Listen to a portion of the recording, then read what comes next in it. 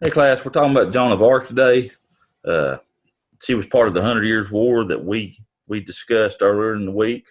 Uh, Actually, our last thing that we discussed.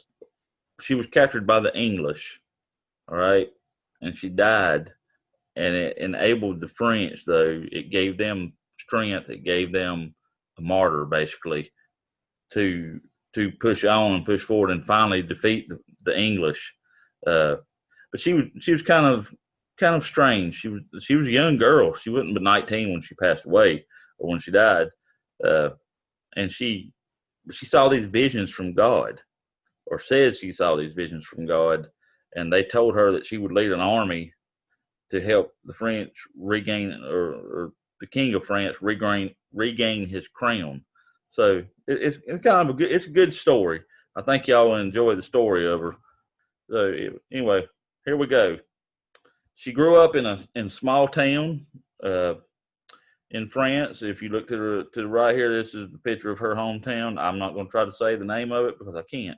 So the Joan, she worked on the farm. She learned how to sew from her mother, and she was also very religious. And this plays a big part of her visions and what she saw and what she wanted to do to help.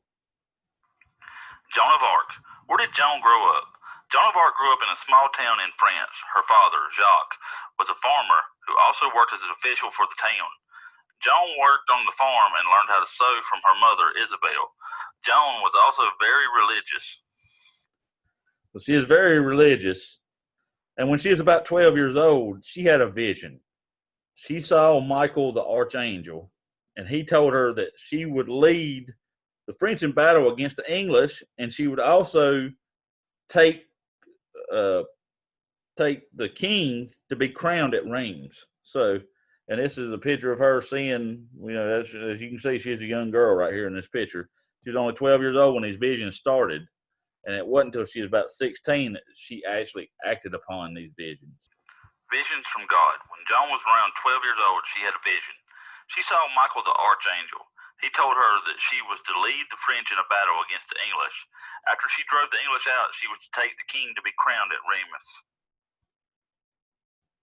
All right, so these visions continued. Started at 12, she saw a vision of the Archangel Michael, and over the next few years, she still heard these voices.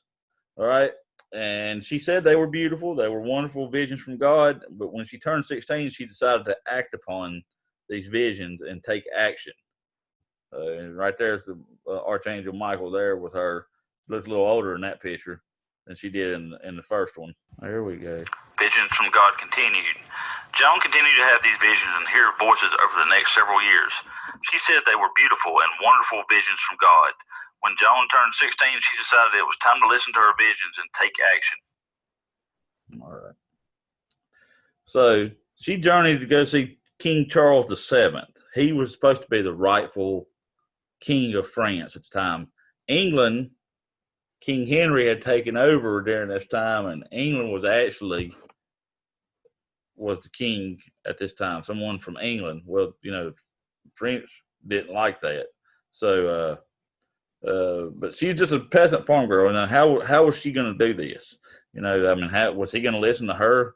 So, she went into the local town. She asked the local garrison, Count Baudricourt, "Hey, I need to speak to the king." And he just laughed at her. He just laughed at her. She's a peasant girl. First of all, she's a woman or a girl. She's only like 16 years old at the time, 17 years old. Uh, he laughed at her, but eventually she gained some support, and then he said, "Okay, I'll take you to see King Charles VII." Journey to King Charles VII. Joan was just a peasant farm girl. How was she going to get an army to defeat the English? She decided she would ask King Charles of France for an army. She first went to the local town and asked the commander of the garrison, Count Baudricourt, to take her to see the king. He just laughed at her. However, Joan did not give up. She continued to ask for his help and gained the support of some local leaders. Soon he agreed to provide her with an escort to the royal court in the city of Chinon. All right, so Joan met with the king, and the king was kind of suspicious. He's like, "Hey, okay, now this young girl has come here looking, to try to help me, and she wants an army. Okay, this is odd, you know." And she says she saw these visions from God. Is she being for real, or is she just crazy? Because I mean, a lot of times people say they're seeing visions from God. You don't know if they're being real or if they're just crazy. And a lot of times they just dismiss them as crazy. So he said, well, I don't have anything to lose. So I'm gonna send some soldiers with her, and they're going to go to Orleans, where the English army had invaded. Charles VII continued. Joan met with the king. At first, the king was suspicious. Should he put his young girl in charge of his army? Was she a messenger from God, or was she just crazy? Eventually, the king figured he had nothing to lose. He let Joan accompany a convoy of soldiers and supplies to the city of Orleans that was under siege from the English army. So at the siege of Orleans, the news of Joan's visions had reached it before she ever got there. So the French people, it gave them hope. Hey, we can defeat the English army and take back the crown and have a free country again. So when Joan arrived, the people were cheering. They were celebrating. They were happy to see her there. There she is with the flag during the battle. But they were all ecstatic that she was there. Siege of Orleans. News of Joan's visions from God reached Orleans before she did. The French people began to hope that God was going to save them from the English. When Joan arrived, the people greeted her with cheering and celebrations. All right. So she had to wait for the rest of the French army to arrive, and once they were there, she launched an attack against the English. All right. During the battle, she got shot with an arrow. All right. She got shot with an arrow somewhere, on her chest or her shoulder or somewhere, as you can see right here. But she didn't stop fighting, and what it did, it inspired the rest of the army, because she didn't stop fighting, even though she was wounded. All right. And what they did, they finally pushed the English out of Orleans, made them leave, and they won a big victory, and it saved the French from the English. Siege of Orleans continued. Joan had to wait for the rest of the French army to arrive. Once they were there, she launched an attack against the English. Joan led the attack, and during one of the battles was wounded by an arrow. Joan didn't stop fighting. She stayed with the troops, inspiring them to fight even harder. Eventually, Joan and the French army repelled the English troops and caused them to retreat from Orleans. She had won a great victory and saved the French from the English. All right. So after this, King Charles VII was crowned. All right. She had only achieved part of what her visions had told her. So she needed to lead. She needed to lead after this battle. She needed to lead Charles to Reims. All right, so he could be crowned king, and she did. Her army cleared the way. They gained more and more followers, and soon they made it to Reims. And King Charles VII was crowned the King of France. As you can see right here, there she is, and there he is. King Charles is crowned. After winning the Battle of Orleans, Joan had only achieved part of what the visions had told her to do. She also needed to lead Charles to the city of Reims to be crowned king. Joan and her army cleared the way to Reims, gaining followers as she went. Soon they had made it to Reims, and Charles was crowned King of France. All right, so Joan heard after this. Joan heard in the city of Compiègne. I don't even know how to say that. Okay, Compiègne or whatever. I don't know if that's right or not. But she heard the city was under attack from the Burgundians. So she took a small force with her to try to help. All right. And what happened, she got trapped. The drawbridge was raised, and she got trapped inside there. Well, she was captured by the Burgundians and then sold to the English. Okay. Well, the English was their enemy.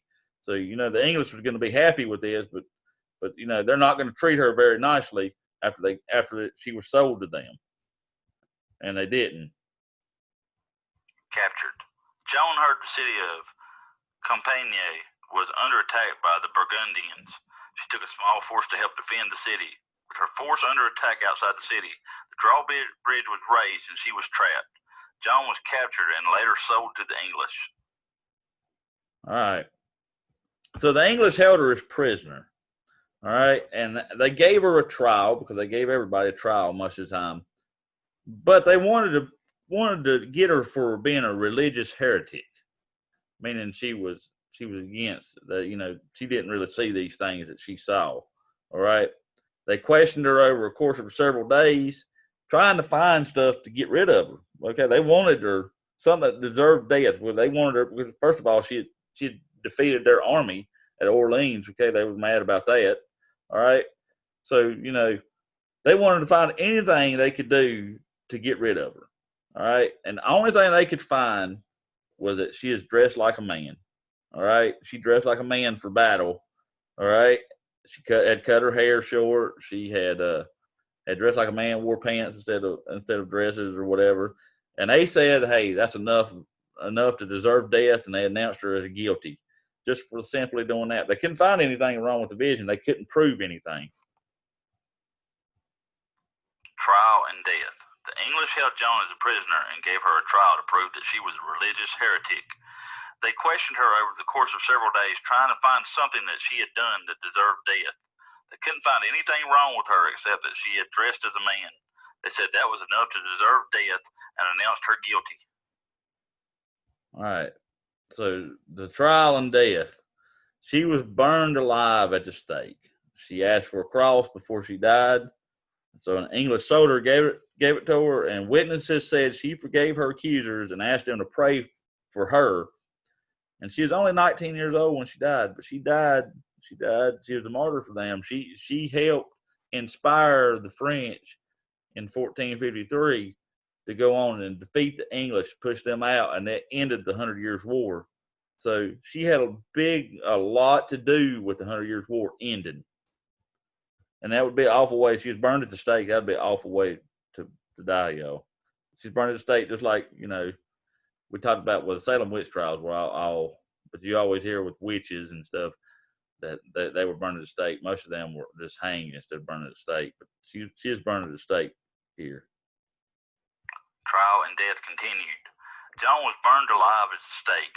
She asked for a cross before she died, and an English soldier gave her a small wooden cross. Witnesses said she forgave her accusers and asked them to pray for her. She was only 19 years old when she died. All right, so what did Joan of Arc see when she was 12 years old? Did she see Mr. Sean? Did she see Michael the Archangel? Or did she see Miss Margaret? She didn't see Mr. Sean. Mr. Sean wasn't alive then. Miss Margaret wasn't alive then. She saw Michael the Archangel. Ding, ding, ding. We have a winner. All right, number 2. Who did Joan go to see in order to get an army? Did she go see A, King Charles, B, King Harold, or C, King Richard? She went to see King Charles. That's who she went, King Charles VII. And because it was his rightful place on the French throne. And so she went to see him to get an army for him so she could battle for him. Ding, ding, ding. We have a winner. Number 3, what city did King Charles send Joan and his army to? Was it A, Charlotte, North Carolina, B, Orleans, France, or C, Gastonia? It was B, Orleans. It was not Charlotte or Gastonia. I know y'all live in Gastonia. Charlotte's right close to us, or got right close to Gastonia, but this was Orleans. Is where they sent her, and she won the battle. Ding, ding, ding. We have a winner. Number 4, what happened to Joan after the Battle of Orleans? A, she was captured, B, nothing, or C, she became queen. Well, we know she didn't become queen. She was captured by the Burgundians, all right, and then sold to the English, where the English had a trial for her. And the trial didn't go Joan's way at all because they were just nitpicking, trying to find stuff to they wanted to put her to death. So they were going to find anything they could to put her to death, and that's what happened. But she was captured after the Battle of Orleans. Ding, ding, ding. We have a winner. And the last one, what did the English do to Joan after they captured her? A, they hanged her, B, they made her queen, or C, they burned her at the stake. They did a lot of witch trials back then. A lot of them were hangings, okay? They didn't make her queen. But in this case, they burned her at the stake. They did not hang her. They definitely didn't make her queen. They burned her at the stake. Ding, ding, ding. We have a winner. All right, class. I will continue with the Middle Ages next week. Hope you all have a good weekend, and I will talk to you later.